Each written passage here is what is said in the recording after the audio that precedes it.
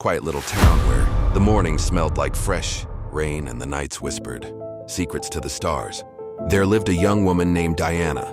She was gentle, calm, and carried a heart that had been bruised too many times. But even with her pain, she still believed, somewhere inside, that love was real. Diana worked at a small bookstore at the end of Willow Street.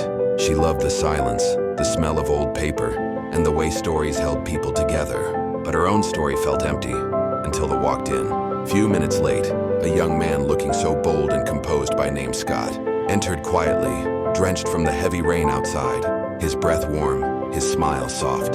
He wasn't the kind of man who walked with ego. He walked with purpose. His eyes held a kind of sadness, but also a fire, as if he had lived through storms and survived them. Diana looked up from her counter, and for a second, their eyes locked. It was only a moment, but somehow that moment felt like the beginning of something neither of them understood.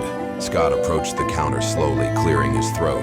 "Hi, do you have anything about starting over?" he asked, his voice deep and gentle. Diana smiled softly. "Fiction or reality?" she asked. He chuckled lightly. "Honestly, I don't know anymore."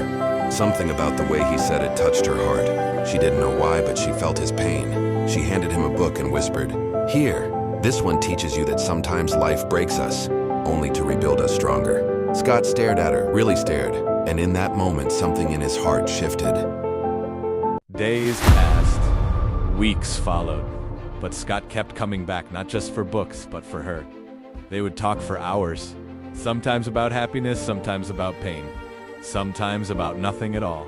But somehow everything felt right. Diana learned that Scott had loved someone deeply in the past, only to lose her in a tragic accident.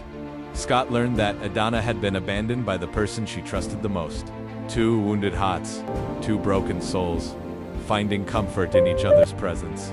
One evening after closing the shop, they walked home together under the soft orange glow of the streetlights. The night breeze was warm and the world felt quieter than usual.